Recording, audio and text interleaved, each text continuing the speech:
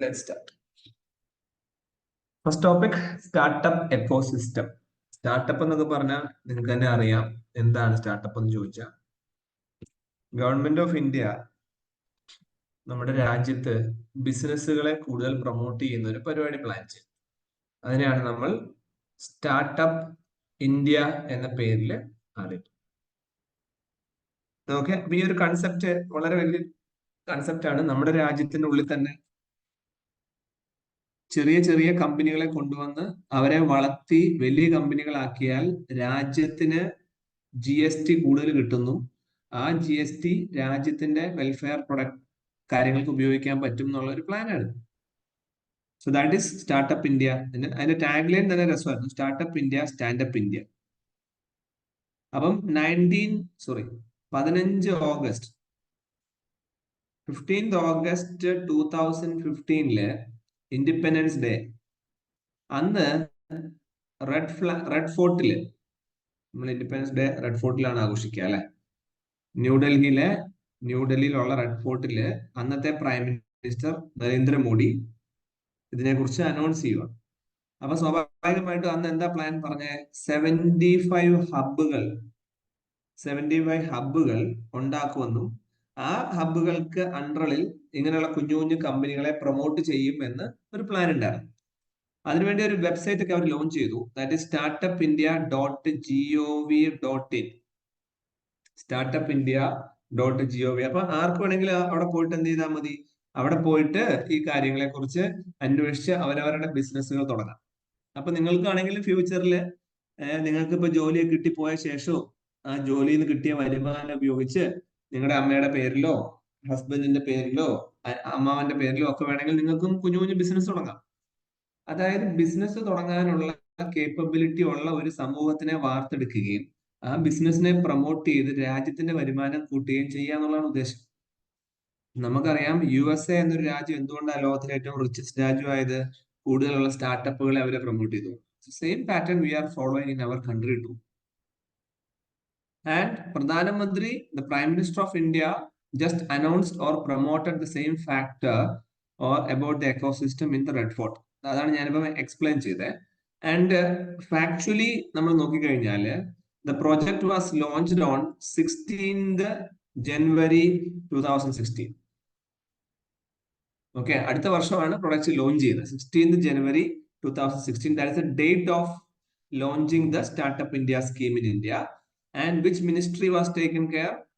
Ministry of Commerce and Industry. Ministry of Commerce and Industry is taking care of. അല്ലെങ്കിൽ അവരാണ് ഈ ഒരു പ്രൊജക്ടിനെ support ചെയ്യുക. Okay, and there is one more important department associated with the Ministry of Commerce and Industry. We call it as the DPIIT.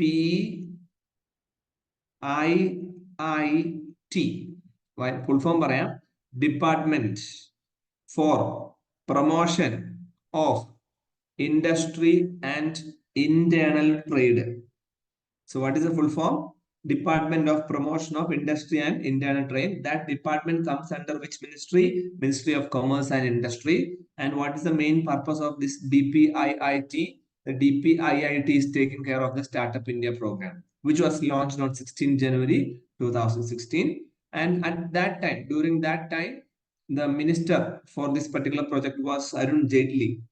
നമ്മുടെ ഇന്ത്യയുടെ പഴയ former finance minister ആയിരുന്നു. He was the head of, അല്ലെങ്കിൽ launched by the he was the one who launched this program.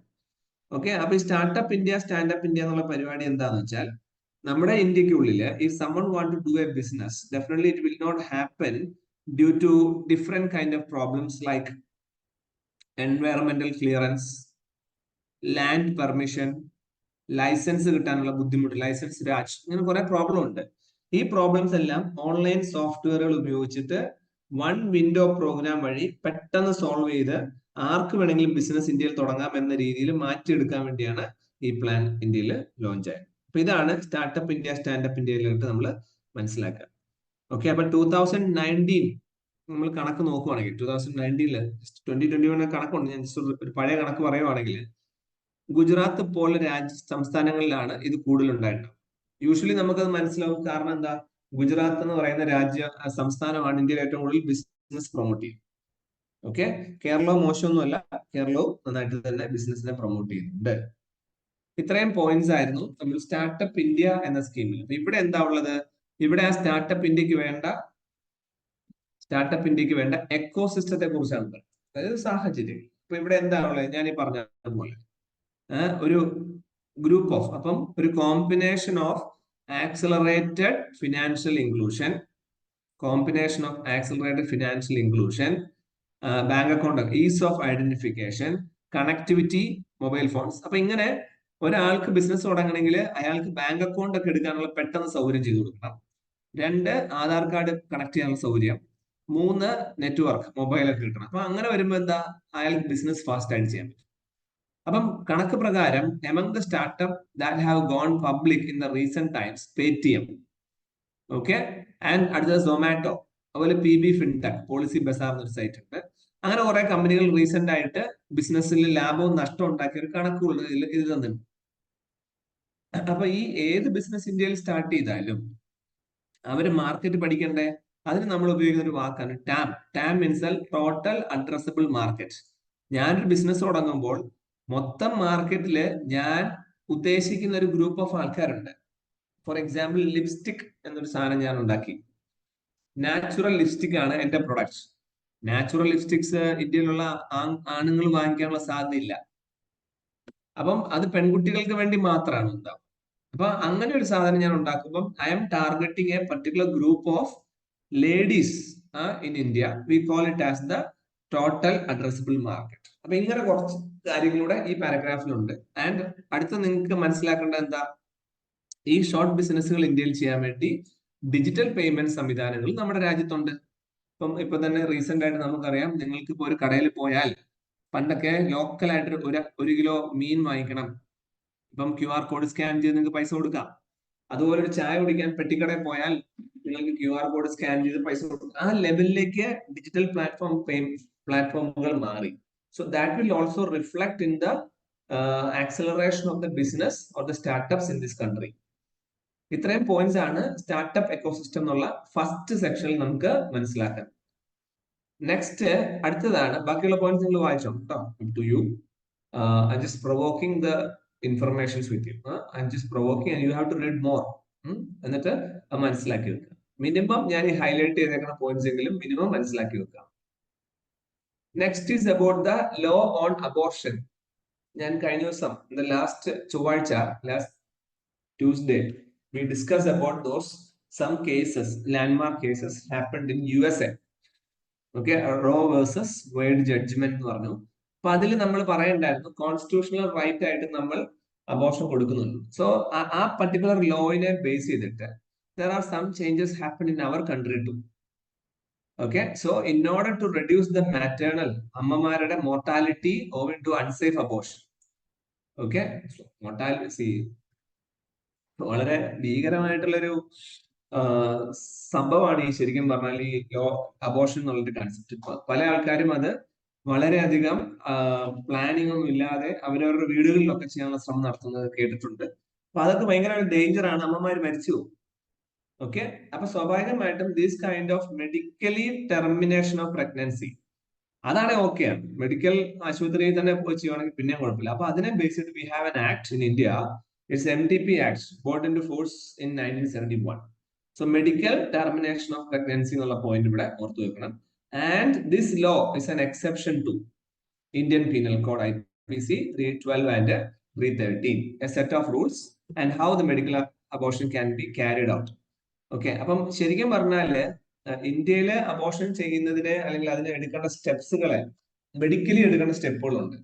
പിന്നെ ആളെ വെറുതെ പോയി ആശുപത്രിയിൽ അഡ്മിറ്റ് ആയിട്ട് നാളെ ഒന്ന് അബോർട്ട് ചെയ്തു എന്ന് പറയാൻ പറ്റത്തില്ല. So they have to take certain rules and regulation if someone is asking for their abortion. അപ്പൊ ആരെങ്കിലും പോയി അഡ്മിറ്റ് ആയിട്ട് വേണം എനിക്ക് അബോർട്ട് ചെയ്യാൻ അത്യാവശ്യമാണെന്ന് പറഞ്ഞു കഴിഞ്ഞാൽ they have to follow certain law. അതാണ് MTP എന്ന് പറയാം. അപ്പൊ അത് അങ്ങനെ ലോ കൊടുക്കുന്നതുകൊണ്ട് തന്നെ IPC 312, 313 അത് പെടുന്നില്ല. ഓക്കെ, സോ 312ലും 330ലും എക്സെപ്ഷൻ കിടക്കും എന്നുള്ളതാണ് നമ്മുടെ പോയിന്റ്. ഒരു മിനിറ്റ്. സോ നെക്സ്റ്റ് എന്ന് പറഞ്ഞാൽ എന്താ? നെക്സ്റ്റ് ഇതിൽ പറഞ്ഞിട്ടൊരു പോയിന്റ് 2021 MTPയിൽ, അതായത് ഈ medically termination of pregnancy act, അതിൽ ചില ചേഞ്ചസിനെയാണ് നമ്മൾ അമെന്റ്മെന്റ് എന്ന് പറയാം. അമെന്റ്മെന്റ് വന്നിട്ടുണ്ട്. So 2001 we have an amendment called MTP Amendment Act 2021. So 2021 Act increased the upper limit of the gestation period to which a woman can seek a medical abortion to 24 weeks from 20 weeks. 1971 ഞാൻ പറഞ്ഞ MTP act പ്രകാരം ഒരു പെൺകുട്ടി carry ചെയ്തിട്ടുണ്ടെങ്കിൽ 20ാമത്തെ ആഴ്ചക്കുള്ളിൽ abort ചെയ്യാൻ permission ഉണ്ട് എന്ന് വേണമെങ്കിൽ പറയാം. എന്നാൽ ഈ അമെന്റ്മെന്റ് വന്നപ്പോ ആ ജസ്റ്റേഷൻ പീരീഡ് 24 ആഴ്ച വരെ ആയിട്ട് ഇൻക്രീസ് ചെയ്തിട്ടുണ്ട്. ഇതാണ് ഒരു മെയിൻ ചേഞ്ച് എന്ന് നമുക്ക് ഈ അമെന്റ്മെന്റിൽ പറയാൻ. അപ്പൊ അത് ജസ്റ്റ് ഒന്ന് ഓർത്ത് വെച്ചാൽ മതി. ഓക്കെ, അപ്പൊ ഇതിന് പല മെഡിക്കൽ ഫോളോയിങ് റീസൺസും ഒക്കെ പറയുന്നുണ്ട്. So at least one of the following reasons അതിൽ ഉണ്ടായിരിക്കും. സോ മെഡിക്കൽ ടെർമിനേഷൻ പെർമിറ്റ് ചെയ്യുന്നത് if it is backed by the medical opinion and is been sought for at least one of the following reasons. വെറുതെ ഓടിപ്പോയി അങ്ങനെ ചെയ്യാൻ പറ്റില്ല. So if the continuation of pregnancy would involve the risk and life of the pregnant woman, അമ്മ മരിച്ചു പോകാനുള്ള സാധ്യത അങ്ങനെയാണെങ്കിൽ ചെയ്യുന്നത്. If it is consultation would result in a grave injury, അങ്ങനെ വന്നാൽ പറ്റും. സബ്സ്റ്റാൻഷ്യൽ റിസ്ക് ചൈൽഡിനും ഉണ്ടാവാൻ ചാൻസ് ഉണ്ട്. അങ്ങനെ കുറച്ച് കണ്ടീഷൻസ് താഴെയുണ്ട്. ഇഫ് ഷീസ് എ മൈനർ, അങ്ങനെ കുറച്ച് കണ്ടീഷൻസ്. അങ്ങനെ വരുന്ന കണ്ടീഷൻസ് കൂടെ നോക്കിയിട്ട് മാത്രമേ MTPയിൽ ചെയ്യാൻ പറ്റുള്ളൂ എന്നുള്ളതാണ് ഇവിടുത്തെ ഒരു പോയിന്റ്. ഓക്കെ, അപ്പം രണ്ടാമത്തെ, നമുക്ക് ബാക്കിയുള്ള പോയിന്റ്സ് നിങ്ങൾ വായിക്കണേ. രണ്ടാമത്തെ നമ്മുടെ ഇമ്പോർട്ടന്റ് ആയിട്ടുള്ള നോട്ട് ഏതാണ്? ഇന്ത്യയുടെ ലോ ഓൺ അബോർഷൻ. അതില് ഈ ലാൻഡ്മാർക്ക് ജഡ്ജ്മെന്റ് ബൈ US ഗവൺമെന്റിന്റെ അതിന്റെ റിഫ്ലക്ഷൻ അല്ലെങ്കിൽ അതിന്റെ ചേഞ്ചസ് വന്നത് നമ്മുടെ ഇന്ത്യൻ ലോയിൽ മാറ്റം വരുത്തിയിട്ടുണ്ട്. ഇന്ത്യൻ ലോയ്ക്ക് അങ്ങനെ ഉണ്ടോ എന്ന് ചോദിച്ചാൽ, അബോർഷൻ ഉണ്ടോ എന്ന് ചോദിച്ചാൽ MTP ഉണ്ട്. അത് അമെന്റ് ചെയ്തു എന്നുള്ളതാണ്. അപ്പൊ ആദ്യം നമ്മൾ പഠിച്ചത് എന്തായിരുന്നു? സ്റ്റാർട്ടപ്പിനെ കുറിച്ച്. രണ്ടാമത് പഠിച്ചത് MTP. ഓക്കെ, സോ ആ രണ്ട് നോട്ട്സും ഓർത്തു വെക്കുക. പിന്നെയുള്ള കുറച്ച് വെഡിക്സ് ഒക്കെ ഉണ്ട്, നിങ്ങൾ തന്നെ വായിച്ചു പഠിച്ചാൽ. അടുത്ത മൂന്നാമത് പറയാനുള്ളതാണ് ഇറ്റ്സ് അബൌട്ട് VPN നെറ്റ്വർക്ക്സ്. ഇപ്പൊ നമ്മുടെ നിങ്ങൾ നോക്കിയാൽ മനസ്സിലാവും, ചില വെബ്സൈറ്റുകളൊക്കെ നമ്മളിപ്പോ സാധാരണ നമ്മൾ വീട്ടില് ഞാൻ നിങ്ങളൊക്കെ ഉപയോഗിക്കുന്ന ഗൂഗിൾ ക്രോം ഉപയോഗിച്ചിട്ട് നമുക്ക് ചില വെബ്സൈറ്റുകൾ ഓപ്പൺ ചെയ്യാൻ പറ്റില്ല, പ്രത്യേകിച്ച് ഇല്ലീഗൽ വെബ്സൈറ്റുകൾ. ഓക്കെ, എനിക്ക് ചില ബിസിനസ് ഇൻട്രസ്റ്റ് ഉണ്ടാവും. ഉദാഹരണം പറഞ്ഞാൽ എനിക്ക് കൊക്കൈൻ വാങ്ങിക്കണം, അല്ലെങ്കിൽ വേറെ എന്തെങ്കിലുമൊക്കെ. ഇപ്പൊ പോൺ സൈറ്റുകൾ അവൈലബിൾ ആയിട്ടുള്ള വെബ്സൈറ്റുകളുണ്ട്. കൊക്കൈൻ ഉണ്ടാവും. അതുപോലെ എനിക്ക് വെപ്പൺസ് വാങ്ങിക്കണം, തോക്ക്, ബോംബ്, അങ്ങനെയുള്ള സാധനം.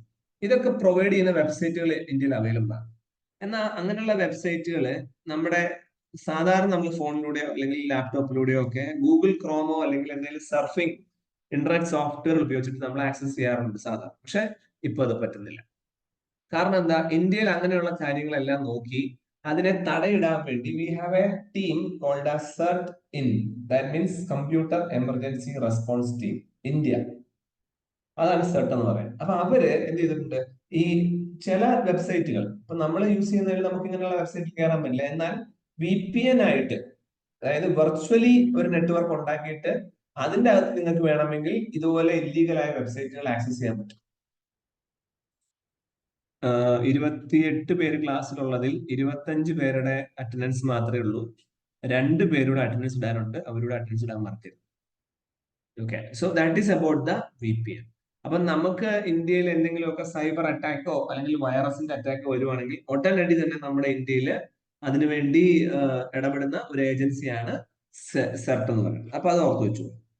ഓക്കെ, അപ്പൊ ഇവിടെ ചില ഞാൻ ഈ പറഞ്ഞ പോലെ ഇല്ലീഗൽ വെബ്സൈറ്റുകളെ ആക്സസ് ചെയ്യാൻ വേണ്ടി നമ്മൾ ഉപയോഗിക്കുന്ന ഒരു നെറ്റ്വർക്കാണ് VPN network.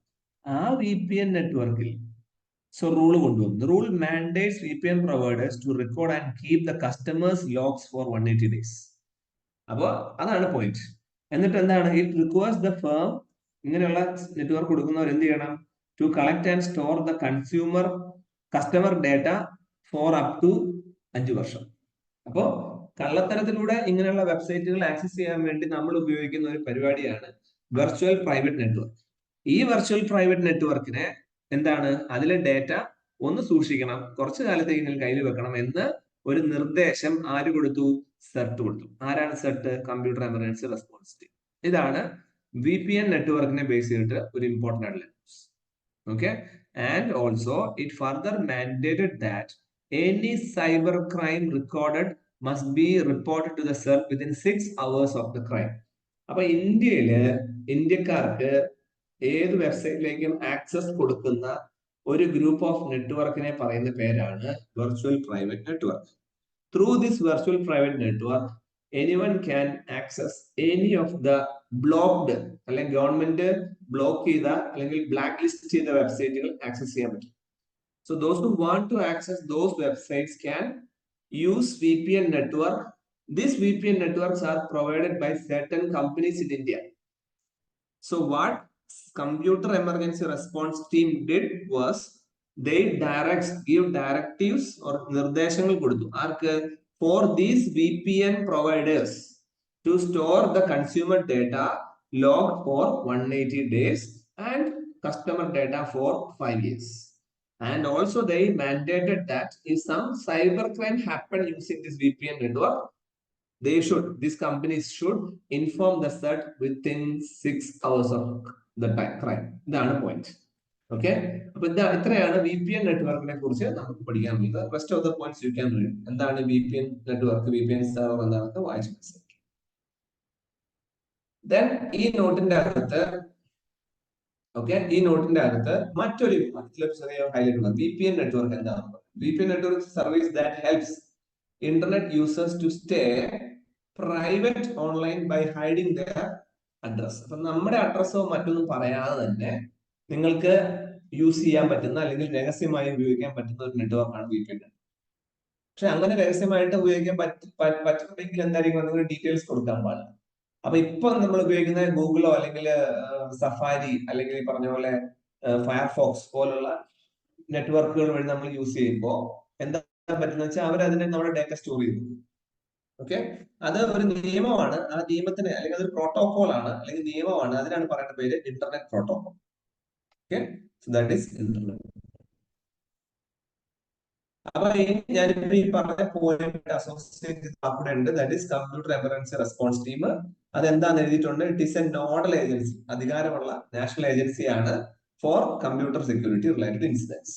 Okay, since 2004 they are actively working in India under the Ministry of Electronics and Information Technology. 1 minute.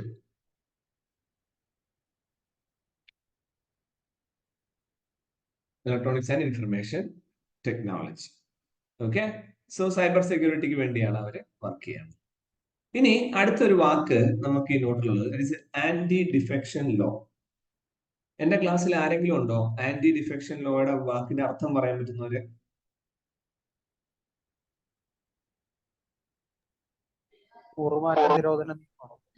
Yes, very good. ഒരു മിനിറ്റ്, ഒരു കാര്യം പറയാൻ വിട്ടുപോയി. നമ്മള് കുറച്ചു മുമ്പ് പറഞ്ഞ ആന്റി ഡിഫെക്ഷനിലേക്ക് വരാം. അതിന്റെ അകത്തൊരു കാര്യം ഞാൻ പറയാൻ വിട്ടുപോയത് എന്താണെന്ന് വെച്ചാൽ, യെസ്, നമ്മള് അബോർഷൻ അല്ലെങ്കിൽ MTP അമെന്റ്മെന്റ് ആക്ടില് ഇവിടെ ഒരു എക്സെപ്ഷൻ ഉണ്ട് എന്ന് ഞാൻ പറഞ്ഞു. ഇവിടെ പറഞ്ഞത് ഇന്ത്യൻ പീനൽ കോഡിന്റെ കാര്യം. യെസ്, ഇവിടെ ഇന്ത്യൻ പീനൽ കോഡിന്റെ കാര്യം നമ്മളൊന്ന് പറഞ്ഞിട്ടുണ്ടായിരുന്നു. So that is Indian penal കോഡിന്റെ 312 IPC 312 313 സെക്ഷനും. ഈ 312 സെക്ഷൻ എന്ന് പറഞ്ഞു കഴിഞ്ഞാല് വേറൊന്നുമില്ല, voluntarily cause a woman with child to miscarry എന്നാണ്. അറിഞ്ഞുകൊണ്ട്, okay, voluntary, VOLUNTARY, okay, voluntarily causes a woman with child to miscarry. That is section 312. അത് ജസ്റ്റ് ഒന്ന് അറിഞ്ഞു വെക്കാൻ വേണ്ടിയാണ്, ഞാൻ പറയാൻ വിട്ടുപോയി. ആൻഡ് 313 ഇത് അതുപോലെ തന്നെ കണക്റ്റഡ് ആണ്. 330 എന്ന് പറഞ്ഞാൽ വേറൊന്നുമില്ല, ഇറ്റ് ഈസ് എൻ ഒഫൻസ്. ഇതുപോലെ തന്നെ മിസ്കാരേജോ ഡെത്തോ ഉണ്ടായാൽ, മിസ്കാരേജ് ഓർ ഡെത്ത്, ഡെത്ത് ഉണ്ടായാൽ സ്വാഭാവികമായിട്ടും ഒരു വിത്ത്, അതായത് ആ പെൺകുട്ടിയുടെ കൺസെന്റ് ഇല്ലാതെ കേട്ടോ, അതുകൊണ്ട് വേണമെങ്കിൽ പറയാം without consent, SCNT, without the consent. അങ്ങനെ ഒരാൾക്ക്, അതായത് ഇപ്പൊ 312 എന്നാ പറയുന്നത് വോളണ്ടറിലി ഒരു വുമണെ മിസ്കാരേജ് ചെയ്യാം, അബദ്ധം പറ്റി. നിങ്ങൾ കേട്ടിട്ടുണ്ടോ പല കുഞ്ഞുങ്ങളും മരിച്ചു പോയെന്ന് പറഞ്ഞാൽ എന്നിട്ട് വീട്ടുകാരെ ആശുപത്രി തല്ലി തകർന്നു പറഞ്ഞാൽ ആ സംഭവമാണ് ഉദ്ദേശിക്കുന്നത്. ഓക്കെ, അപ്പം voluntarily causing a woman with a child to miscarry, that is article section 312 of Indian penal code. അങ്ങനെ ചെയ്യുന്ന സമയത്ത് ഉണ്ടാവുന്ന ശിക്ഷ, അങ്ങനെ ആർക്കെങ്കിലും അങ്ങനെ പറ്റി ശിക്ഷയുണ്ട്, ആ ശിക്ഷ is mention, punishment is mention in 315. That punishment is about life imprisonment, ജീവപര്യന്തമാണ്, life imprisonment or 10 years up to 10 വർഷം. ഓക്കെ, അതുകൂടെ ഒന്ന് ജസ്റ്റ് ഓർത്ത് വെച്ചു. ഓക്കെ, പറയാൻ ഞാൻ വിട്ടുപോയി. അപ്പൊ ഒന്നുകൂടെ നമുക്ക് ആദ്യമായിട്ട് പറയാം. ഫസ്റ്റ് പോയിന്റ് നമ്മൾ പറഞ്ഞ എന്തായിരുന്നു? First point is about the startup ecosystem in this country. Second one is about the MTP act and അതിന്റെ details. Third one we discuss about the virtual private network. Okay, അതിനെ കുറിച്ച് details ആണ്. And fourth one, അതിൽ connected ആയിട്ട് CERT ഉണ്ട് കേട്ടോ, CERT ഓർത്തോണം. Then next is anti defection, കൂറുമാറ്റം. ഫോർ എക്സാമ്പിൾ, ഇത് മഹാരാഷ്ട്രയുടെ ഇലക്ഷൻ വെച്ചിട്ടാണ് നമ്മൾ ശരിക്കും പഠിക്കുക.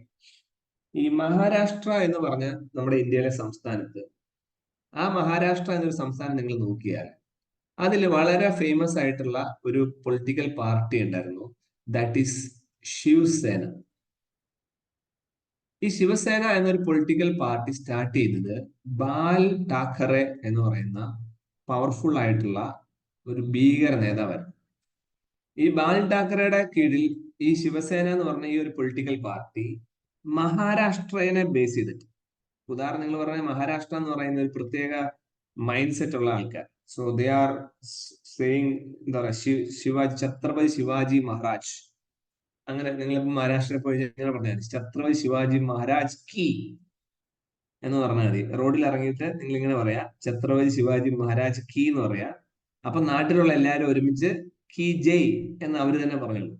സോ എപ്പോഴെങ്കിലും നിങ്ങൾ ജോലി കിട്ടി ബോംബെയില് അല്ലെങ്കിൽ മുംബൈയിൽ ഇറങ്ങുമ്പോൾ റോഡിലോട്ട് ഇറങ്ങിയിട്ട് ഒച്ചത്തിൽ ഇങ്ങനെ പറഞ്ഞാൽ മതി, അപ്പൊ നാട്ടുകാരെല്ലാം പറയാം. അപ്പൊ that kind of Maratha feeling, മറാഠകളുടെ ഒരു ഫീലിംഗ്, അവരുടെ ലാംഗ്വേജ് പോലും മറാഠയാണ്. അപ്പൊ അങ്ങനെ ഒരു ഫീലിംഗ് ഉണ്ട്. So we call that concept of those people as sons of soil policy. മലയാളത്തിൽ പറഞ്ഞാൽ മണ്ണിന്റെ മക്കൾ വാദം എന്ന് പറയും. മണ്ണിന്റെ മക്കൾ വാദം എന്താണ് പർപ്പസ്? അതിന്റെ പർപ്പസ് ഇത്രയേ ഉള്ളൂ, ഞങ്ങൾ പ്രത്യേക ആൾക്കാരാണ്, ഞങ്ങൾ മറാഠകൾ, ഞങ്ങൾ ഈ സ്ഥലത്ത് ഞങ്ങളുടെയാണ്. അപ്പൊ ഇവിടെ ബീഹാറിൽ നിന്ന് ഒരുത്തും ജോലി ചെയ്യാൻ വരാൻ പറ്റില്ല, ഇവിടുന്ന് പഞ്ചാബിൽ നിന്ന് ഒരുത്തും ജോലി വരാൻ പാടില്ല, മലയാളികൾ വരാനേ പാടില്ല. അപ്പൊ ഇങ്ങനെ അവരുടെ ആൾക്കാർ അവിടെ താമസിക്കുന്നുള്ള രീതിയിൽ ഒരു പ്രത്യേക കൺസെപ്റ്റ്, അതിനെ പരിപോഷിപ്പിച്ച് അതിനെ ഹൈലൈറ്റ് ചെയ്ത് പവർഫുൾ ആയ ഒരു local political party, national party പോലും പൊളിറ്റിക്കൽ പാർട്ടിയാണ് ശിവസേന എന്ന് പറയുന്നത്. So that is headed by the person Bal Thackeray. അദ്ദേഹം മരിച്ചു കഴിഞ്ഞപ്പോൾ ഈ പൊളിറ്റിക്കൽ പാർട്ടി 2-3 മുറിഞ്ഞുപോയി ശിവസേന. ഒന്ന്, അദ്ദേഹത്തിന്റെ മകന്റെ പേരില് ഒരു പാർട്ടി അവര് സ്പ്ലിറ്റായി. ഓക്കെ, ഉദ്ധവ് ഠാക്കറെ അതാണ് മകൻ. ഓക്കെ, പിന്നെ ഷിൻഡെ എന്ന് പറഞ്ഞ ഇതേ ബാൽ ഠാക്കറയുടെ ശിഷ്യൻ, മകനല്ല ശിഷ്യൻ. പിന്നെ രാജ് ഠാക്കറെ എന്ന് പറഞ്ഞ മറ്റൊരു, അമ്മാവനാണോ മകനാണോ എനിക്ക് അറിയില്ല, രാജ് ഠാക്കറെ എന്ന് പറഞ്ഞ വേറൊരാൾ. അപ്പൊ ശരിക്കും പറഞ്ഞാൽ one political party splitted into 3. അതിൽ മോസ്റ്റ് പ്രോമിനന്റ് ആയിരുന്നത് ഈ ഉദ്ധവ് ഠാക്കറയുടെ മകന്റെ പാർട്ടി ആയിരുന്നു. ഈ ഉദ്ധവ് ഠാക്കറയുടെ പൊളിറ്റിക്കൽ പാർട്ടി ഈ പാർട്ടിനെ സ്പ്ലിറ്റ് ചെയ്ത് മുറിച്ചുകൊണ്ട് ഷിൻഡെ എന്ന് പറയുന്ന, ഞാൻ മുമ്പേ പറഞ്ഞ ബാൽ ഠാക്കറയുടെ ഒരു അനുയായി അല്ലെങ്കിൽ ശിഷ്യൻ വേറൊരു പൊളിറ്റിക്കൽ പാർട്ടി തുടങ്ങി. അപ്പൊ നിങ്ങൾ ഇങ്ങനെ വിചാരിച്ചാൽ മതി, ശിവസേന എന്നുള്ള പാർട്ടിക്ക് 100 MP-മാർ മെമ്പർ ഓഫ് പാർലമെന്റിലേക്ക് ഉണ്ടെന്ന് വിചാരിക്കുക. അതിൽ നമ്മൾ പറഞ്ഞ കണക്കനുസരിച്ച് 10 പേര് രാജ് ഠാക്കറയുടെ ഗ്രൂപ്പിലേക്ക് പോയി. ഓക്കെ, ബാക്കി 90 പേര് 90 പേര് അവിടെ തന്നെ നിന്നു. ഈ 90 പേരിൽ എന്ത് പറ്റിയെന്ന് വെച്ചാൽ 90 പേരില് ഏകദേശം 80 പേര് അല്ല വേണ്ട 70 പേര് ഷിൻഡയുടെ കൂടെ പോയി. ബാക്കി 20 പേര് ഈ ഉദ്ധവ് ഠാക്കറയുടെ കൂടെ പോയി. അപ്പൊ ശരിക്കും പറഞ്ഞാൽ ശിവസേന എന്ന പാർട്ടി ആരുടെയാ? ഇപ്പം ഷിൻഡയുടെ ആയി. അപ്പൊ ശിവസേന എന്നുള്ള പാർട്ടിയുടെ സിമ്പൽ എന്താ? ടൈഗർ. ടൈഗർ ആണ് പടം. അപ്പൊ ഈ ടൈഗർ എന്ന സിമ്പലും അതുപോലെ തന്നെ ആ പാർട്ടി ശിവസേന എന്നുള്ള പാർട്ടിക്ക് ഉണ്ടായിരുന്നുള്ള പാർട്ടിയുടെ ഓഫീസ്, അതിന്റെ രജിസ്ട്രേഷൻ, അതിന്റെ എല്ലാ ഡോക്യുമെന്റുകളും ആരുടെ കൂടെ ആർക്ക് അവകാശപ്പെട്ടതായിട്ട് മാറി? ഈ ഷിൻഡെ ഗ്രൂപ്പിന് അവകാശപ്പെട്ടിട്ട്. അപ്പൊ ഇത് എങ്ങനെയാണ് പോയതെന്ന് വെച്ചാൽ, ഇപ്പൊ ശരിക്കും പറഞ്ഞാൽ നമ്മൾ ആലോചിച്ച് നോക്കിയാൽ മനസ്സിലാവും, ശിവസേന എന്നുള്ള പാർട്ടി മുറിഞ്ഞു പോയി കഴിഞ്ഞാൽ ഇവരെല്ലാം വേറെ വേറെ പാർട്ടി ആവണ്ടേ? അപ്പൊ ഈ പാർട്ടിയില് ഒരാൾ ഒരു പാർട്ടീനെ രണ്ടായിട്ട് മുറിച്ചാൽ കൂടുതൽ ആൾക്കാർ ആരുടെ കൂടെയാണ് അയാൾക്ക് ആ പാർട്ടിയുടെ അധികാരം ഏറ്റെടുക്കും. അപ്പൊ അങ്ങനെ കൂറുമാറി, അല്ലെങ്കിൽ അങ്ങനെ ഒരു എം പി ആയിരുന്ന ഒരാൾ, ഉദ്ധവ് ഠാക്കറയുടെ എം പി ആയിരുന്ന ഒരാള് ലോക്നാഥ് ഷിൻഡയുടെ അല്ലെങ്കിൽ ഷിൻഡയുടെ പാർട്ടിയിലേക്ക് പോയാൽ ഉദ്ധവ് ഠാക്കറെക്ക് എന്ത് പറയാൻ പറ്റും? അയാൾ കള്ളത്തരം കാണിച്ചിട്ടുണ്ട്, അയാൾ കൂറുമാറി, അതുകൊണ്ട് അയാളുടെ ഇലക്ഷൻ ഇൻവാലിഡ് ആയിരിക്കണം എന്ന് പറയാൻ പറ്റും. പക്ഷെ അങ്ങനെ ഇൻവാലിഡ് ആയിരിക്കണം എന്ന് പറയണമെങ്കിൽ എന്ത് വേണം? ഞാൻ ഈ പറഞ്ഞ പോലെ ഇപ്പൊ എല്ലാവരും, ഇപ്പം ഉദ്ധവ് ഠാക്കറയുടെ കൂടെയുള്ള എല്ലാവരും ഷിൻഡയുടെ കൂടെ പോയി എന്ന് പറഞ്ഞു കഴിഞ്ഞാൽ പിന്നെ ഉദ്ധവ് ഠാക്കറെക്ക് എന്തെങ്കിലും വോയിസ് ഉണ്ടോ? ഒരു വോയിസും ഇല്ല. അയാളോട് ആരുമില്ല. ആരെങ്കിലും ഉണ്ടെങ്കിലേ അയാൾക്ക് പറയാൻ പറ്റും. അപ്പം ഇങ്ങനെ ഒരു പ്രോബ്ലം വന്നപ്പോ സുപ്രീം കോടതി ഇടപെടുകയും സുപ്രീം കോടതിയിൽ കേസ് വരികയും സുപ്രീം കോടതി ഇലക്ഷൻ കമ്മീഷനോട് ഇത് അന്വേഷിക്കാൻ പറയുകയും ഇലക്ഷൻ കമ്മീഷൻ നോക്കിയപ്പം ഈ ലോക്നാഥ് ഷിൻഡയുടെ കൂടെയാണ് എല്ലാ മഹാരാഷ്ട്രയിലുള്ള എല്ലാ ശിവസേനക്കാരും. അപ്പൊ പിന്നെ അയാളെ തന്നെ ഒരു പാർട്ടിയായിട്ട് പ്രഖ്യാപിച്ചു. ഓക്കെ, ഇതാണ് ഈ ആന്റി ഡിഫെക്ഷൻ ലോ പത്രത്തിൽ വലിയൊരു ന്യൂസ് ആയിട്ട് വരാനുള്ള കാരണം. അപ്പൊ കൂറുമാറ്റം, ഒരു പാർട്ടിയിൽ നിന്ന് മറ്റൊരു പാർട്ടിയിലേക്ക് കൂറുമാറി പോകുമ്പോൾ സ്വാഭാവികമായിട്ടും അയാൾ കള്ളത്തരം കാണിക്കുമല്ലേ? അപ്പം കള്ളത്തരം കാണിച്ച് പോകുന്നയാളെ അയാളുടെ അയാളെ ഇലക്ഷൻ നിൽക്കാനും അല്ലെ ഇലക്ഷൻ ഇൻവാലിഡ് ആക്കാനും പറ്റും. ആ നിയമമാണ് ആന്റി ഡിഫെക്ഷൻ ലോ. അത് നമ്മുടെ ഇന്ത്യൻ കോൺസ്റ്റിറ്റ്യൂഷൻ ഓഫ് ഇന്ത്യയിലെ ഷെഡ്യൂൾ 1, 2, 3, 4 ഇങ്ങനെ കുറെ ഷെഡ്യൂൾസ് ഉണ്ട്. അതിൽ ടോട്ടൽ 12 ഷെഡ്യൂൾസ് ഉണ്ട്. അതിൽ 10ാമത്തെ ഷെഡ്യൂളിൽ പറയുന്നത് ഈ ആന്റി ഡിഫെക്ഷൻ ലോയെ കുറിച്ച്. ഓക്കെ, അപ്പൊ അത് ജസ്റ്റ് ഒന്ന് മനസ്സിലാക്കി വെക്കേണ്ട കാര്യമാണ്. അപ്പൊ ഇന്ത്യൻ കോൺസ്റ്റിറ്റ്യൂഷൻ തന്നെ ഇത് പറയുന്നുണ്ട്, ആരും കൂറുമാറി പോവരുത്, അങ്ങനെ ചെയ്യാൻ പാടില്ല. Okay, so that is anti defection. ഇത് മഹാരാഷ്ട്രയുടെ കഥയും നിങ്ങൾക്ക് മനസ്സിലായിട്ട് അത് വെച്ച് ഓർത്ത് വെച്ചാൽ. ഓക്കെ, അപ്പൊ ഇതില് ആന്റി ഡിഫെക്ഷൻ ലോയുടെ കാര്യങ്ങളാണ്. അപ്പം through 91st constitutional amendment act points ആണ്. 91st constitutional amendment act anti-defection law created an exception for anti-defection ruling. The amendment did not recognize a split in the legislative party and instead recognize a merger. Okay, അപ്പം ഒരു party വേറെ party merge ചെയ്ത് പോയാലും ആ party രണ്ടായി മുറിഞ്ഞു പോയാലും ഒക്കെ ഇത് തന്നെയാണ് കേട്ടോ. സോ അത് ഓർത്ത് വെച്ചാൽ. ഇനി ഞാൻ പറഞ്ഞ കൂടെ ചെറിയ 1-2 പോയിന്റ്സ് കൂടെ ആഡ് ചെയ്തു. സോ ഞാൻ ഓൾറെഡി പറഞ്ഞു 10th schedule of constitution of ഇന്ത്യയിലാണ് ആന്റി ഡിഫെക്ഷൻ ലോ ഉള്ളത്. അതൊരു പോയിന്റ് ആണ്. ഓക്കെ, പിന്നെ ഇത് എന്നാണ് 10th വന്നതെന്ന് ചോദിച്ചാൽ 1985 ഇത് ആദ്യമായിട്ട്. അതുകൂടെ നോട്ട് ചെയ്തോളാം. 1985 എങ്ങനെയാ വരുന്നത്? ഇന്ത്യൻ കോൺസ്റ്റിറ്റ്യൂഷനിലെ 52nd കോൺസ്റ്റിറ്റ്യൂഷണൽ അമെന്റ്മെന്റ് ആക്ട് 1985 പ്രകാരമാണ് ഈ കൂറുമാറുന്നത് നിരോധിച്ചുകൊണ്ടുള്ള കൂറുമാറ്റ നിരോധന നിയമം. ഓക്കെ, കൂറുമാറ്റ നിരോധന നിയമം. അങ്ങനെ അത് കഴിഞ്ഞിട്ട് 91 ആയപ്പോഴേക്കും എന്ത് നമ്മൾ പറഞ്ഞു? ആർക്ക് വേണമെങ്കിലും കൂറുമാറാം. At least 2/3 of members of party must be in favor. ഇപ്പൊ എന്റെ കൂടെ രണ്ടിൽ 30 പേരുണ്ടെങ്കിൽ 30 പേരിൽ 2 ഭാഗം 30 പേരുണ്ടെങ്കിൽ അതിൽ 20 പേര് 20 പേരും എന്റെ കൂടെ ആണെങ്കിൽ എന്താണ്? എന്റെ പാർട്ടി ഒറിജിനൽ പാർട്ടിയാണെന്ന് ഞാൻ പറയും. 50-50 ആണെങ്കിൽ പറ്റില്ല. ഇതാണ് പോയിന്റ്. അപ്പൊ ഇങ്ങനെ 2/3 മിനിമം എന്ന് പറഞ്ഞതാണ് ഈ സ്പ്ലിറ്റ് അല്ലെങ്കിൽ മെർജ് ചെയ്യാന്ന് പറഞ്ഞതാണ് 91st അമെന്റ്മെന്റ്. 52ാമത്തെ അമെന്റ്മെന്റ് ആക്ട് പ്രകാരമാണ് എന്ത് വരുന്നത്? ഈ 10ാമത്തെ ഷെഡ്യൂൾ എന്നുള്ള കൺസെപ്റ്റ് പോലും ഇന്ത്യയിൽ വരും. അപ്പൊ ഇത് രണ്ടും ഓർത്ത് വെക്കണം. It's very very important for your exams. Okay, so that's it. അതാണ് ആന്റി ഡിഫെക്ഷൻ ലോയെ കുറിച്ചുള്ളത്. ഞാൻ ഈ പറഞ്ഞ പോയിന്റ്സ് തന്നെയാണ് ഇതിലുള്ളത്. സോ നത്തിങ്, ബാക്കി നിങ്ങൾ വായിച്ചു. അപ്പൊ നമ്മള് ഇന്നത്തെ ഫസ്റ്റ് ഷീറ്റിൽ, ഒന്നാമത്തെ ഷീറ്റിൽ എന്തൊക്കെയാ നോക്കിയത് ഒന്നുകൂടെ നോക്കാം. ഒന്ന്, സ്റ്റാർട്ടപ്പ് ഇന്ത്യയുടെ ഡീറ്റെയിൽസ്. 2, അപ്പോർഷൻ, അതില് MTP. ഓക്കെ, അതിലെ അമെന്റ്മെന്റ്സ്. 3, നമ്മൾ നോക്കിയത് വെർച്വൽ നെറ്റ്വർക്ക്, അതിൽ ഒരു പ്രത്യേക ടീമിനെ പഠിച്ചു, CERT in. 4, anti defection law. Anti defection ലോയിൽ ചില അമെന്റ്മെന്റും കാര്യങ്ങളും കൂടെ നമ്മൾ നോക്കിയിട്ടുണ്ട്, ഓർത്തു. Okay, so that's it. അടുത്ത എന്റെ നോട്ടിലേക്ക് വരാം. Discussing the next note. ഞാൻ വലുതാക്കാം.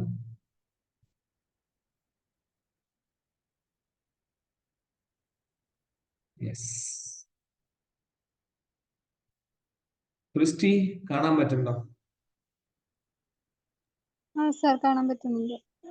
ഈ ഡെൽ എന്ന് പറഞ്ഞ ആളുടെ പേരെന്തായിരുന്നു? പിനു അല്ലേ? പിന്നെ എനിക്ക് ജോയിൻ ചെയ്യുമ്പോഴേ ആ ഡെല്ലിൽ നമ്മൾ മറ്റേ ജോയിൻ ചെയ്യുന്ന സമയത്ത് പേര് കൊടുക്കാൻ പറയാം. അപ്പൊ അവിടെ പേര് മാറ്റി കൊടുക്കണം. Okay sir. ശരി. ധീരജ് സ്ക്രീൻ കാണാമോടാ?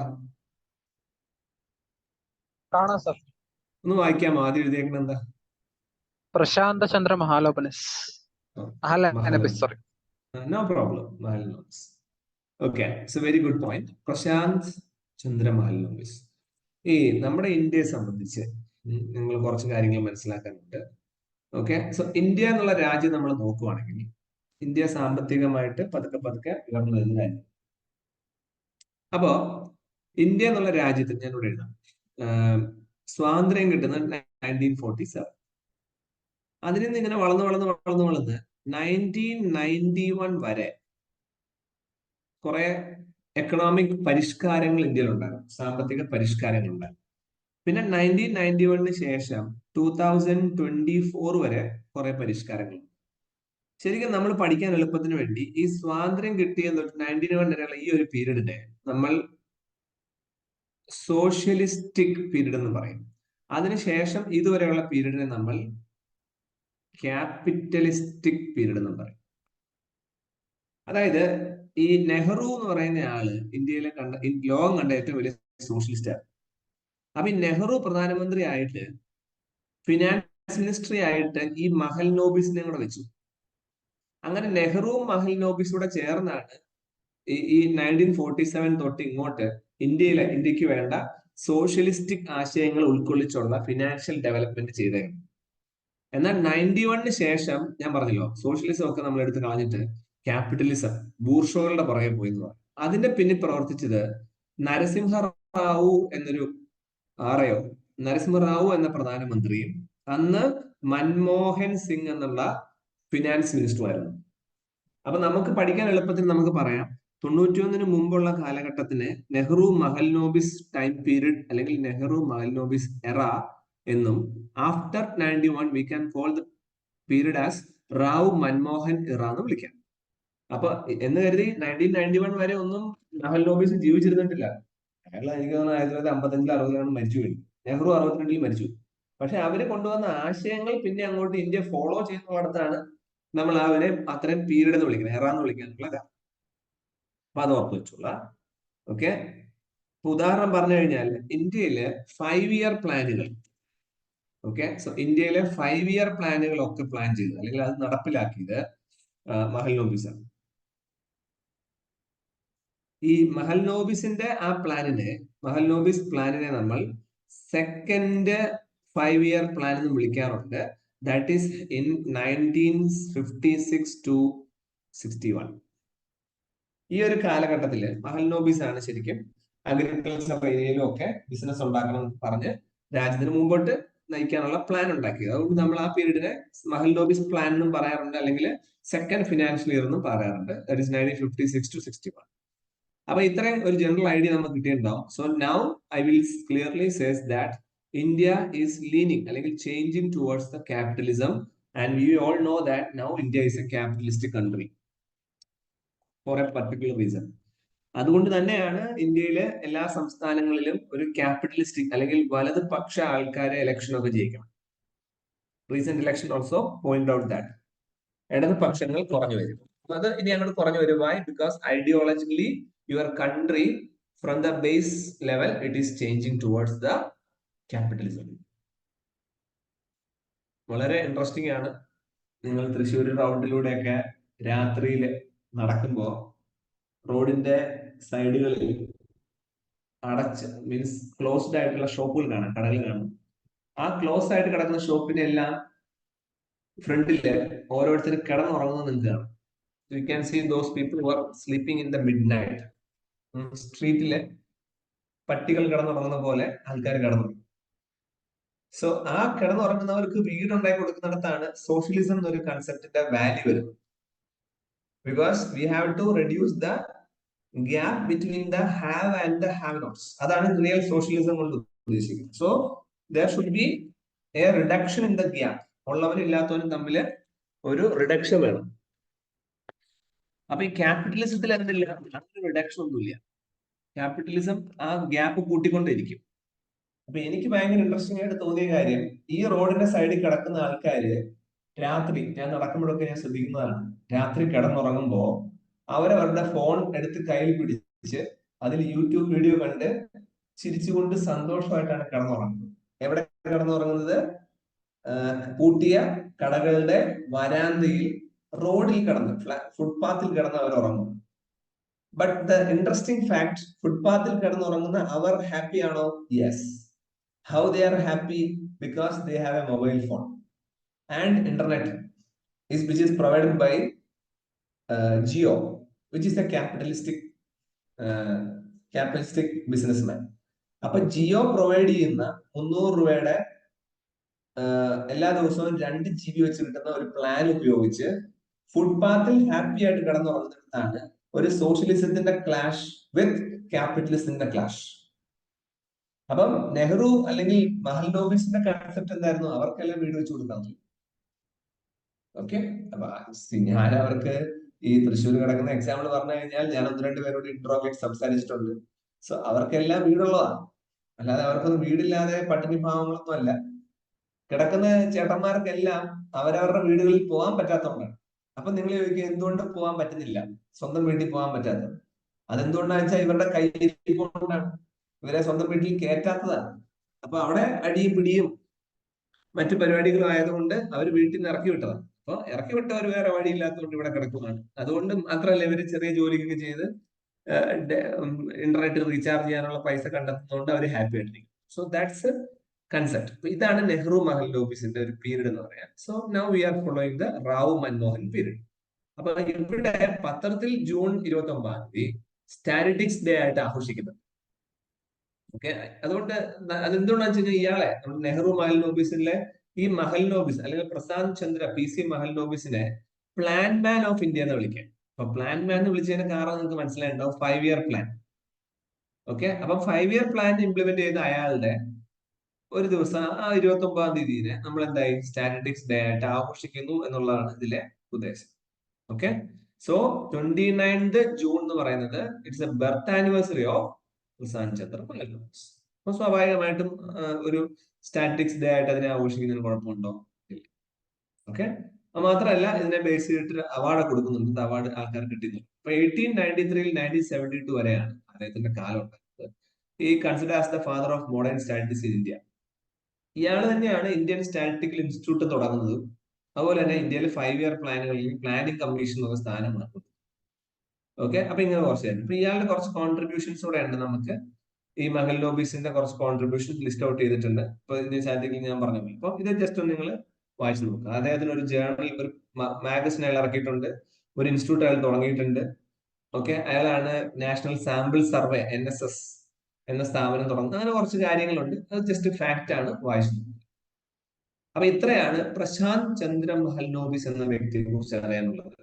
വളരെ ഇമ്പോർട്ടന്റ് ആയിട്ട് അറിഞ്ഞു വെക്കേണ്ട ഒരു വ്യക്തിയാണിത് ഇദ്ദേഹം. Because he is the man who work behind the development of your country because he is called as the plan man.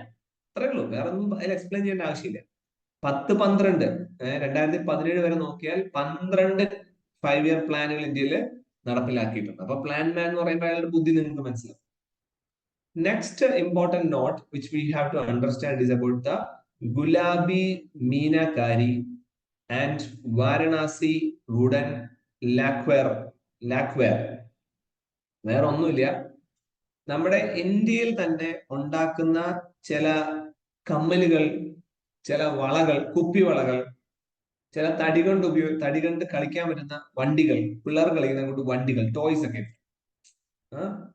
അപ്പൊ ഇത് ഇങ്ങനെയുള്ള ഇന്ത്യയിൽ തന്നെ ഉണ്ടാക്കുന്ന, ഇന്ത്യയിൽ മാത്രം കിട്ടുന്ന സാധനങ്ങൾ വേണ്ടേ ശരിക്കും നമ്മൾ ഇന്ത്യ എന്നുള്ള രാജ്യം മാർക്കറ്റ് ചെയ്യാൻ? ഉദാഹരണം പറഞ്ഞു കഴിഞ്ഞാൽ, നിങ്ങൾക്ക് തൃശ്ശൂര് ഒരു ഹോട്ടലിൽ ഫുഡ് കഴിക്കാൻ പോകുമ്പോ, ശരിക്കും തൃശ്ശൂർ അല്ലെങ്കിൽ നിങ്ങളുടെ വീടിനടുത്തുള്ള ഏതെങ്കിലും ഹോട്ടലിൽ നിങ്ങൾ ഫുഡ് കഴിക്കാൻ പോകുമ്പോൾ അവിടെ അവൈലബിൾ ആവേണ്ട ഫുഡ് ഏതായിരിക്കണം?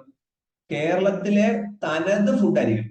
കേരളത്തിൽ മാത്രം ഉണ്ടാക്കാൻ അറിയാവുന്ന, കേരളീയർക്ക് മാത്രം ഉണ്ടാക്കാൻ അറിയാവുന്ന, കേരളീയർ മാത്രം ഉപയോഗിക്കുന്ന സ്പൈസസ് ഉപയോഗിച്ചുള്ള ഫുഡായിരിക്കണം. അതാണ് കേരളത്തിലെ ഹോട്ടലുകളിൽ കൊടുക്കേണ്ടത്, അല്ലെ? അപ്പൊ അങ്ങനെയുള്ള ഫുഡുകൾ കൊടുക്കുന്ന കേരളത്തിലെ ഹോട്ടൽ ഉണ്ടെങ്കിൽ മറ്റ് രാജ്യങ്ങളിൽ, ഇപ്പൊ റഷ്യ അല്ലെങ്കിൽ ജപ്പാൻ, USA ഇങ്ങനെയുള്ള രാജ്യങ്ങളിൽ നിന്ന് ടൂറിസ്റ്റുകളായിട്ട് ഇന്ത്യയിൽ വരുന്ന ആൾക്കാര് ഇവിടെ വന്നു കഴിയുമ്പോൾ Japan food available in Thrissur market എന്ന് പറഞ്ഞു കഴിഞ്ഞാൽ അവർ പറയും ഞങ്ങൾ ജപ്പാനിൽ കഴിച്ചിട്ടാ വരുന്നത്, ഇവിടെ ഉള്ള വല്ലതും ഉണ്ടോ? They are coming here to our country to experience what the ultimate essence of your country from the base. അതിനാണ് അവർ വരുന്നത്. അപ്പം ഇവിടെ പണ്ടുണ്ടായിരുന്ന ഗുലാബി മീനാകാരി വളകൾ അല്ലെങ്കിൽ വാരണാസി വുഡൻ ലാക്വെയർ ടോയ്സ്, ഇതൊക്കെ അവർക്ക് കൊടുക്കുമ്പോൾ അവരിത് വലിയ കാര്യമായിട്ട് വാങ്ങിച്ചുകൊണ്ട് അവരുടെ നാട്ടിൽ കൊണ്ടുപോകും. എന്നിട്ട് അവരവരുടെ വീടിന്റെ ഷോക്കേസിൽ ഇത് വെക്കും. അപ്പം ജപ്പാനിൽ ഇത് കൊണ്ടുപോയി കഴിയുമ്പോൾ, ജപ്പാനിലെ വീട്ടിൽ കൊണ്ടുപോയി ചെയ്യുമ്പോൾ ജപ്പാൻകാരന്റെ വീട്ടിൽ ഒരു ബന്ധു വരുമ്പോ ആ ബന്ധു ചോദിക്കുമ്പോ ഈ ഒരു ടോയ്, ഈ വണ്ടി നീ എവിടുന്നാ വാങ്ങിച്ചത്, ഈ കളിപ്പാട്ടം എവിടുന്ന് വാങ്ങിച്ചത്? അപ്പൊ അവൻ പറയും ഇത് ഇന്ത്യയിലെ വാരണാസി എന്നൊരു സ്ഥലത്ത് നിന്നാണ് വാങ്ങിച്ചത്. So the second person will also get curious about that particular item and they have a tendency to come to India. So they will come as a tourist and they will give the Japanese currency in India. So our external money flow will increase. So this is business. അപ്പൊ ഇങ്ങനെയുള്ള ഇന്ത്യയിൽ തന്നെ കിട്ടുന്ന artistic ഗിഫ്റ്റുകൾ പരമാവധി promote ചെയ്യാൻ വേണ്ടി ഉത്തർപ്രദേശ് എന്ന നമ്മുടെ സംസ്ഥാനം ഒരു പ്രോഗ്രാം കൊണ്ടുവന്നു. അതാണ് 1 ഡിസ്ട്രിക്ട് 1 പ്രൊഡക്റ്റ് പ്രോഗ്രാം. ഒരു സംസ്ഥാനത്തുള്ള ഒരു ജില്ലയിൽ നിന്നുള്ള അവിടെ മാത്രം കിട്ടുന്ന ഒരു പ്രൊഡക്റ്റിനെ പ്രൊമോട്ട് ചെയ്യാം. അപ്പൊ അതിന്റെ ഭാഗമായിട്ട് എന്താ ചെയ്തത്? ജർമ്മനിയിൽ വെച്ച് G7 സബ്മിറ്റ്. നമ്മൾ കഴിഞ്ഞ ചൊവ്വാഴ്ച ക്ലാസ്സിൽ എന്താണ് G7 എന്ന് ഞാൻ പറഞ്ഞത്. ആ G7 സബ്മിറ്റില് ചോദിക്കട്ടെ ആരോടാ? എന്റെ ക്ലാസ്സിൽ, കഴിഞ്ഞ ക്ലാസ്സിലുള്ള ആരാണ്? രശ്മി, G7 ഗ്രൂപ്പിൽ ഇന്ത്യ ഉണ്ടോ?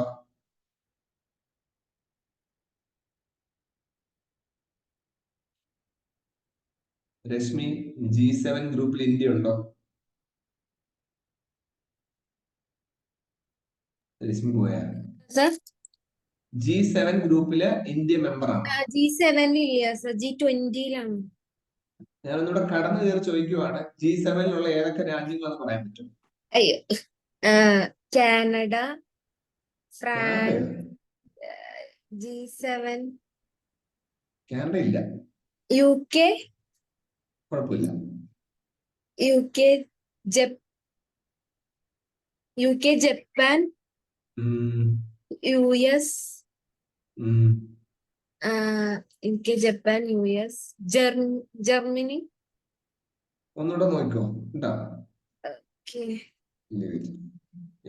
ബാക്കിയുള്ളവരോട് ഞാൻ ചോദിക്കുന്നില്ല, എനിക്കറിയാൻ അറിയില്ല എന്ന്. കാരണം ഞാൻ ഈ നോട്ട് എടുത്തിട്ട് എക്സ്പ്ലെയിൻ ചെയ്ത് പോകുന്നേ ഉള്ളൂ, നിങ്ങൾ ആരും പഠിക്കണ്ടാവില്ല.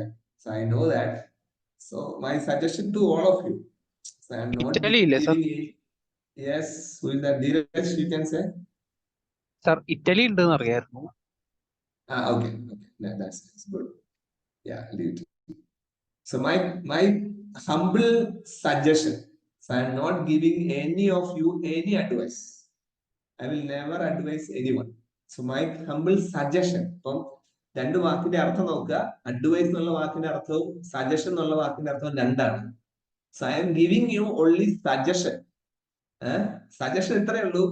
നിങ്ങൾ ഞാൻ ഈ പറയുന്ന വിഷയങ്ങളിൽ you have to be little curious and you have to be self-provoked. എല്ലാ വേർഡ്സും വളരെ അർത്ഥമുള്ള വേർഡ്സ് ആണ്. സെൽഫ് പ്രൊവോക്ക് ആവണം, ക്യൂരിയസ് ആവണം. അതെന്താ അങ്ങനെ. അപ്പൊ അതില് പ്രൊവോക്ക് ചെയ്യാന്ന് പറഞ്ഞാൽ അതെന്താ അങ്ങനെ, അയാൾ ഒരു സോഷ്യലിസ്റ്റ് എന്ന് പറഞ്ഞല്ലോ, നെഹ്റു സോഷ്യലിസ്റ്റ് ആണോ, അതെന്താ അങ്ങനെ പറഞ്ഞ, അങ്ങനെ പ്രൊവോക്കിംഗ് ആവുകയും ചെയ്യണം ആൻഡ് ഓൾസോ ക്യൂരിയസ് ആവുകയും ചെയ്യണം. അങ്ങനെ നിങ്ങൾ ഈ ബിഗ് നോട്ട്സ് പഠിക്കണം. Then only it's become very easy for you to understand.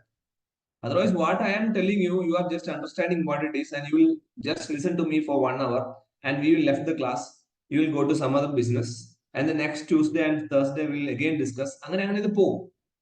Today I am discussing the 17th current affair sheet. Okay, and one more help. ഒരു ഹെൽപ്പ് കൂടെ ഞാൻ ചെയ്തു തരാം. So the help is I will post all the previous 17 videos in the YouTube. അതുകൂടെ ഞാൻ post ചെയ്തിട്ട് നിങ്ങൾക്ക് വേണമെങ്കിൽ ഫ്യൂച്ചറിൽ റെഫറൻസ് ആയിട്ട് വെക്കാം. So that's also may be helpful for it.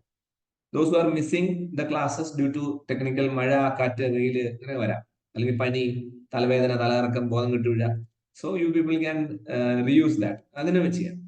അപ്പൊ ഇവിടെ 1 district 1 product program was launched. നല്ല കൺസെപ്റ്റ് അല്ലേ? അത് ഇന്ത്യ G7 സമ്മിറ്റിൽ അല്ലെങ്കിൽ G7 മെമ്പർ അല്ല. അപ്പൊ ജർമ്മനിയിൽ നടന്ന G7 സമ്മിറ്റില് നമ്മുടെ പ്രൈം മിനിസ്റ്റർ അവിടെ വന്ന ആൾക്കാർക്ക് ഗിഫ്റ്റ് കൊടുത്തത് ഈ സാധനങ്ങളാണ്. അപ്പൊ അവര് വീട്ടിൽ കൊണ്ടുപോകുമ്പോൾ അല്ലെ, അമേരിക്കൻ പ്രസിഡന്റ് കൊടുത്തതുണ്ടോ? ഞാൻ താഴെ അമേരിക്കൻ പ്രസിഡന്റ് കൊടുത്ത സാധനമാണ് ഗുലാബി മീനാക്കാരി കഫ്ലിംഗ് സെറ്റ്. കുപ്പിയോള പോലത്തെ ഒരു സാധനമാണ്. അത് ജോ ബൈഡൻ എന്നുള്ള പ്രസിഡന്റിന് കൊടുക്കേണ്ട ആവശ്യമില്ല. ജോ ബൈഡൻ അത് ചെവിയിലിട്ട് അല്ലെങ്കിൽ കയ്യിലിട്ട് നടക്കുന്നൊന്നുമില്ല. പക്ഷെ വലിയ ആ കാര്യമായിട്ട് അവരത് ഉപയോഗിക്കും. പേഴ്സണലി എനിക്ക് ഇതുപോലെ അനുഭവം ഉണ്ടായിട്ട്, പേഴ്സണലി ഞാൻ ഒരിക്കലും ട്രെയിനിൽ യാത്ര ചെയ്യുന്ന സമയത്ത് എന്റെ ഓപ്പോസിറ്റ് ഇതുപോലെ ജർമ്മനിയിൽ ആരോ ഒരു ഇംഗ്ലീഷുകാരുണ്ട്. അയാൾ കേരളം കാണാൻ ഒരു ടൂറിസ്റ്റ്. അപ്പൊ ഞാൻ ആ ട്രാവൽ ചെയ്യണം. നിങ്ങൾ കഴിച്ചിട്ടുണ്ടെന്ന് എനിക്ക് അറിയില്ല, കുമ്പിളപ്പം എന്നൊരു സാധനം ഉണ്ട്. നമ്മള് നാട്ടിലൊക്കെ കിട്ടുന്ന ഒരുതരം പ്രത്യേക ഇലയുണ്ട്, എടനേല എന്ന് പറയും. നിങ്ങളുടെ നാട്ടിൽ വേറെ പേരായിരിക്കും. ഈ എടനേലയ്ക്കകത്ത് ചക്കപ്പഴവും ഐ തിങ്ക് അരിപ്പൊടിയും ചക്കപ്പഴോടെ അതുപോലെ ശർക്കരയും കൂടെ മിക്സ് ചെയ്ത് കുഴച്ചിട്ട് അത് കുമ്പിള് പോലെ ഉണ്ടാക്കിയിട്ട്, അതായത് ഇടനിലയ്ക്ക് അതൊരു പ്രത്യേക മണമാണ്, ലൈക്ക് എ വെരി സ്പൈസി ഇലയാണ്. അതിന്റെ അകത്ത് നമ്മൾ ഈ ചക്കപ്പഴവും അരിയും ശർക്കരയും കൂടെ കുഴച്ച് വെച്ച് അത് ഇഡലി കുട്ടകത്തിന്റെ അകത്തിട്ട് പുഴുങ്ങി വി വിൽ ഹാവ് എൻ അപ്പം കോൾഡ് കുമ്പിളപ്പം.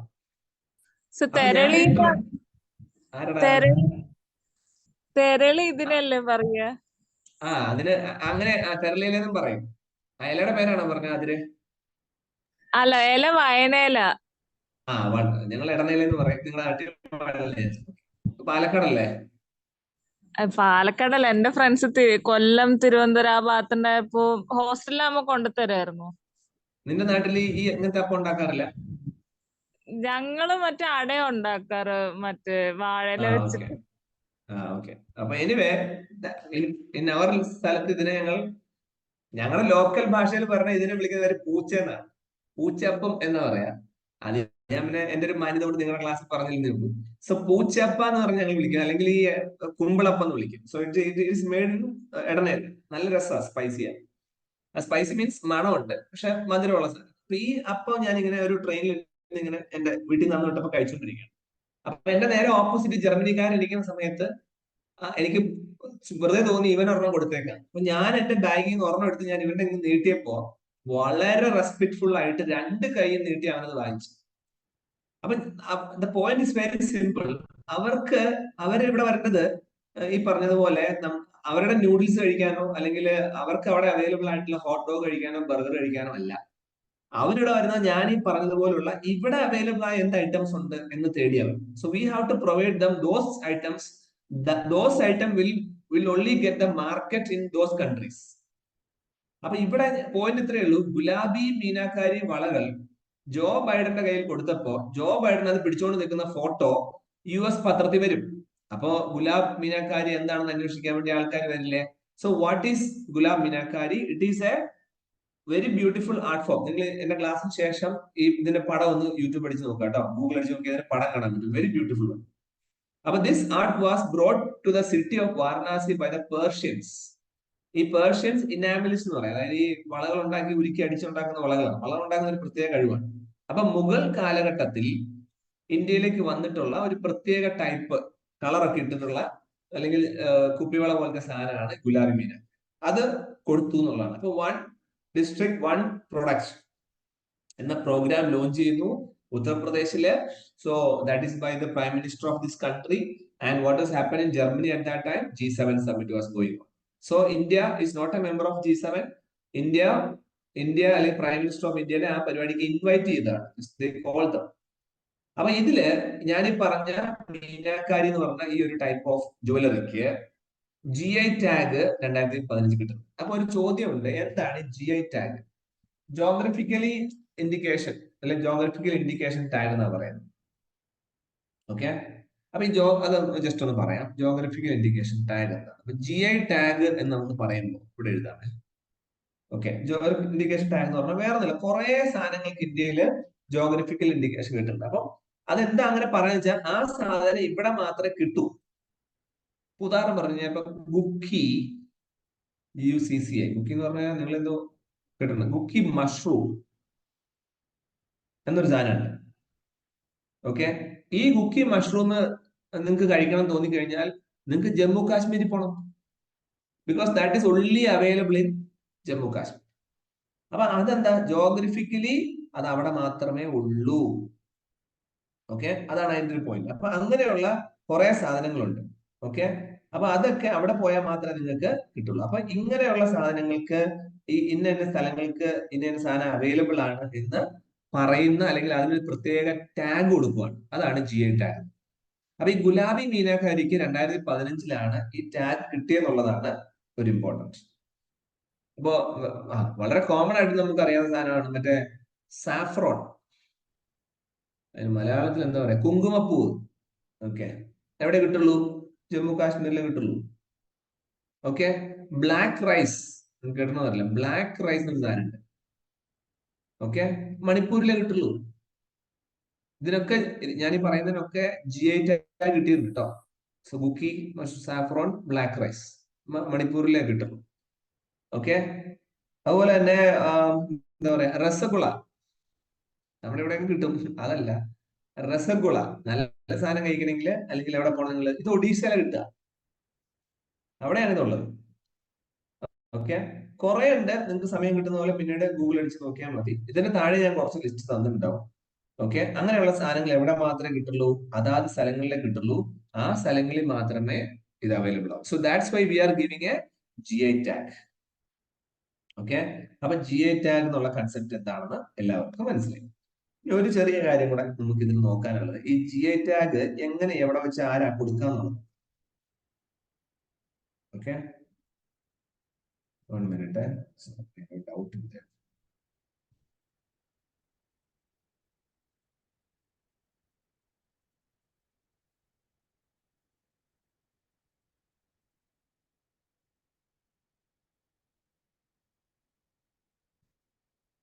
ഒരു എക്സ്ട്രാ പോയിന്റ് ഇവിടെ ഓർത്ത് വെക്കാനുള്ളത്, കർണാടക സ്റ്റേറ്റിനാണ് ഏറ്റവും കൂടുതൽ GI ടാഗ് ഉള്ളത്. ഹൈയസ്റ്റ് GI ടാഗ് 42 ഉണ്ട് അവർക്ക്. Highest GI tag. So government of ഇന്ത്യയുടെ ഡിപ്പാർട്ട്മെന്റ് ഓഫ് ഈ ടൂറിസം ഡിപ്പാർട്ട്മെന്റും ബാക്കിയുള്ള ഡിപ്പാർട്ട്മെന്റോട് ചേർന്നിട്ടാണ് നമ്മൾ GI ടാഗ് എന്നുള്ള ഒരു കൺസെപ്റ്റ് കൊടുക്കുക. ഒരു ചെറിയ പോയിന്റ് എനിക്ക് അതിൽ പറയാനുണ്ട്. Hold on for a minute. ഏതൊക്കെയാണ് സ്ഥാപനങ്ങൾ?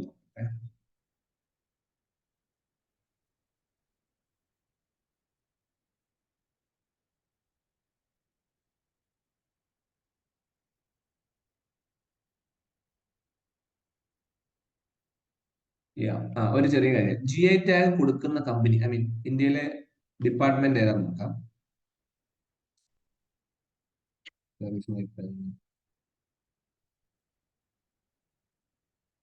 1 minute everyone. Okay. GA tag എന്ന് പറയുന്നത് who is issuing? So we have an act. ഒരു ആക്ട് ഉണ്ട്.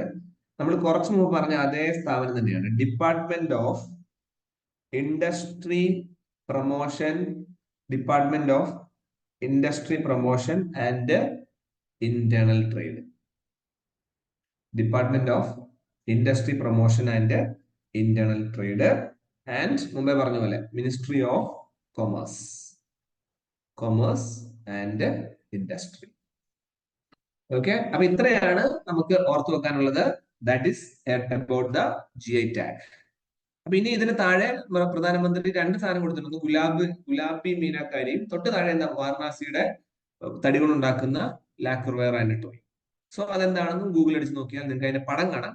അതിനും GI ടാഗ് കിട്ടിയിട്ടുണ്ട് 2015. അപ്പൊ അതിൽ ഉപയോഗിക്കുന്ന കളേഴ്സ് ഒക്കെ പ്രൈമറി കളേഴ്സാ. പ്രൈമറി കളേഴ്സ് ആരോടാ ചോദിക്കുക? മരിയ, പ്രൈമറി കളേഴ്സ് ഏതൊക്കെയാ?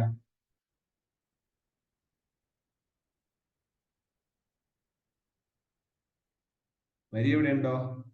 ഗ്രീൻ റെഡാ? ഗ്രീൻ ഉണ്ട്, റെഡ് ഉണ്ട്, RG. നീ ഏതാ? എനിക്കറിയില്ല. RGB. ബി ഏതാ? Blue. Blue. So RG. Next നമുക്ക് പഠിക്കാനുള്ള നോട്ട് mRNA വാക്സിൻ. ഓക്കെ, വേറൊന്നുമില്ല, നമ്മുടെ രാജ്യത്ത് തന്നെ നമ്മൾ ഡെവലപ്പ് ചെയ്തിട്ടുള്ള ഒരു കോവിഡ് വാക്സിന്റെ കൺസെപ്റ്റ് ആണ് mRNA. RNA എന്ന് പറഞ്ഞതിന്റെ ഫുൾ ഫോം. ഓക്കെ, ആരോടെ ചോദിക്കാം? RNAയുടെ ഫുൾ ഫോം പറയാമോ റത്തൻ ഡേവിസ്?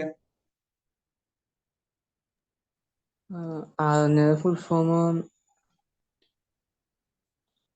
RNAയിലെ ഏടെ പറയാൻ പറ്റൂടാ? അറിയില്ല സർ. പോട്ടെ, സാറില്ല. ഓക്കെ, നിരഞ്ജന രാജേഷ്, RNAയുടെ ഫുൾ ഫോം പറയാം.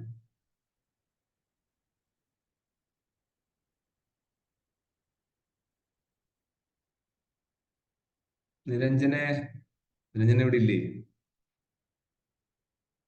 നിരഞ്ജന രാജേഷ്,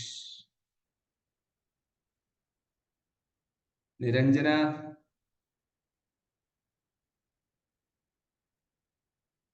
സനീഷ് പറയാമോ? സനീഷ് അറിയില്ല സർ. ഓക്കെ, പോട്ടെ. ആർക്കെങ്കിലും പറയാമോ? Open question. Ribonucleic acid. Good.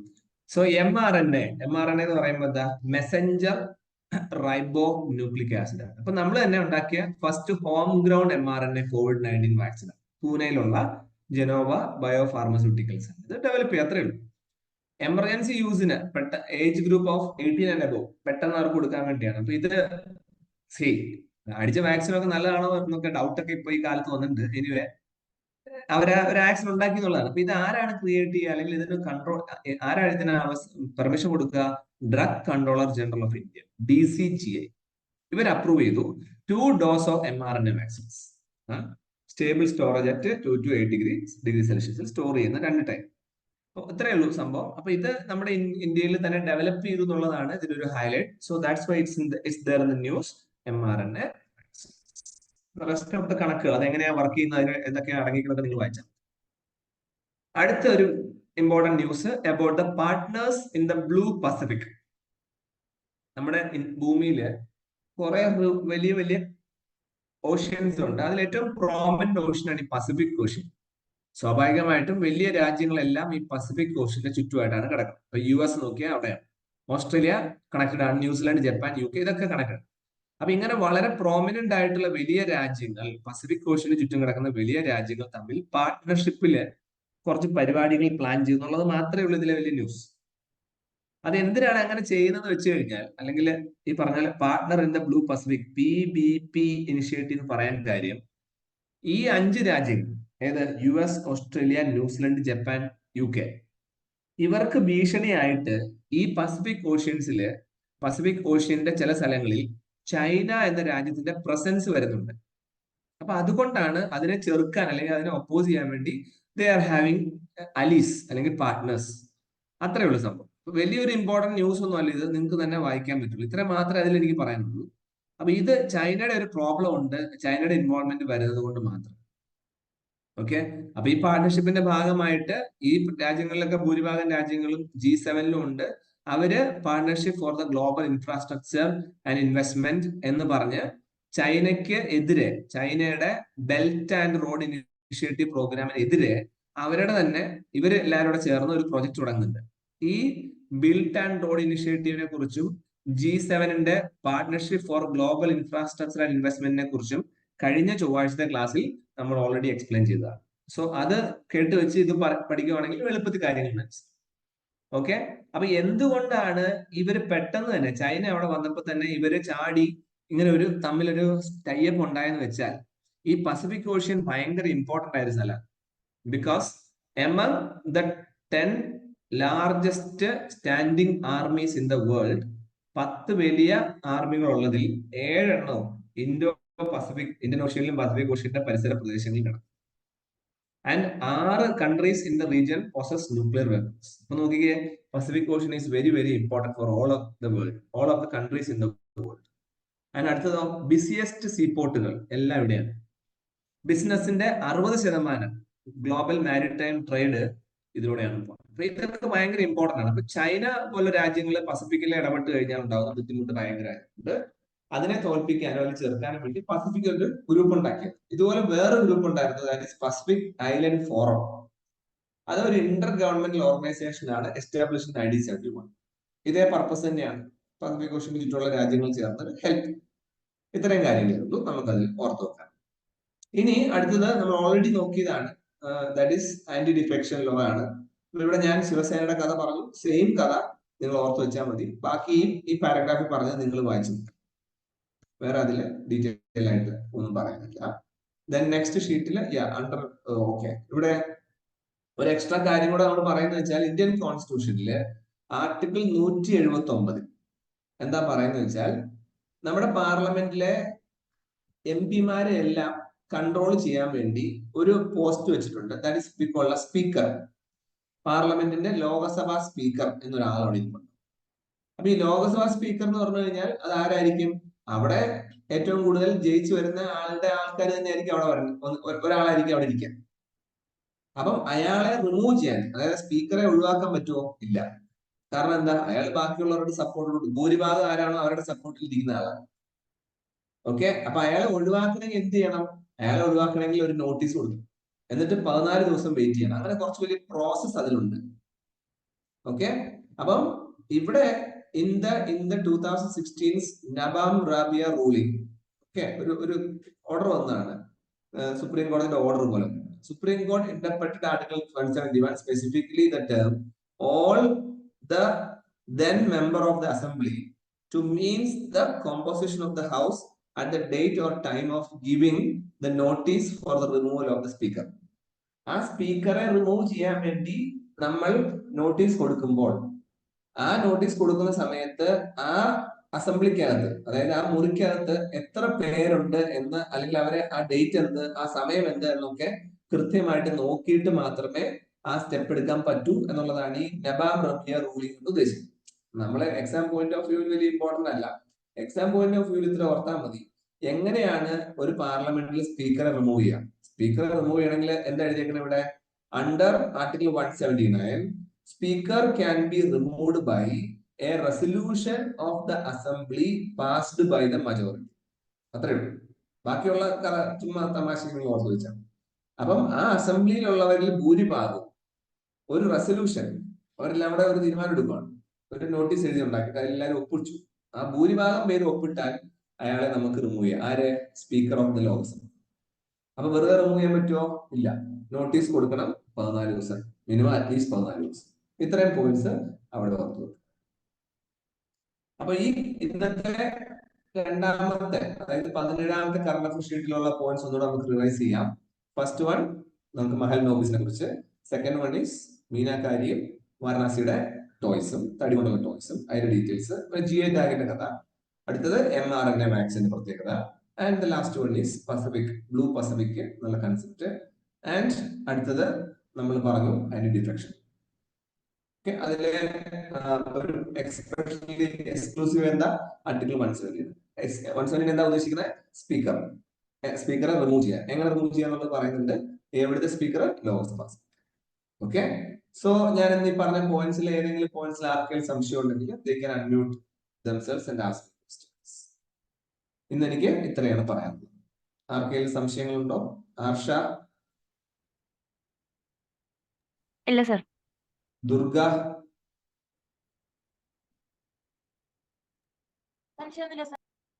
Mary,